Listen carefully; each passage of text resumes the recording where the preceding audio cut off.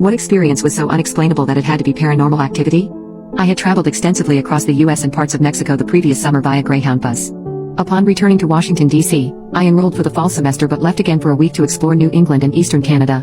I boarded a 9 p.m. bus from Boston bound for Portland, Maine without realizing I would be the only passenger. Being a late departure, no other travelers joined at subsequent stops, leaving me alone on the bus. The solitude exposed my vulnerability. Anything could have happened. The bus reached Portland at 2 a.m. The bus driver asked me to get off, saying he had to lock up the bus. The bus terminal was closing. The janitor who was locking up the doors would not allow me to spend the night at the bus stand. Those living in the US will know that these bus depots are usually in the worst and the most notorious neighborhoods of the town, which are often frequented by substance users and escorts. I had no idea. I pleaded with the driver. Refusing me, he told me about a hotel a couple of blocks away.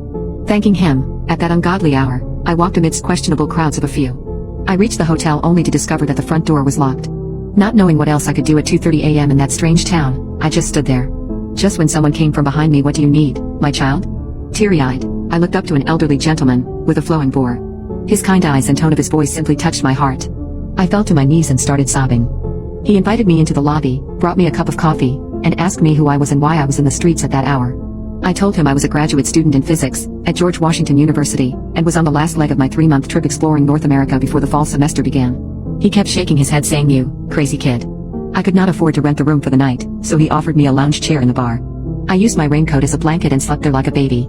I woke up around 9 a.m. Before leaving, I wanted to thank the elderly gentleman for his kindness. I walked up to the front desk.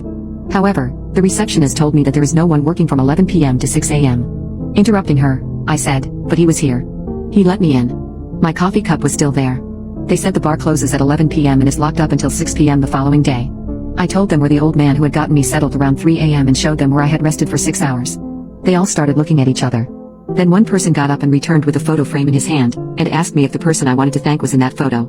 "Sure," I said, "this is him," pointing to my savior, the elderly gentleman, only immaculately dressed for whatever the occasion. They all gushed. Then one whispered, "Oh, good old Mr. Miller at his tricks again." I was then told he had died 6 years ago.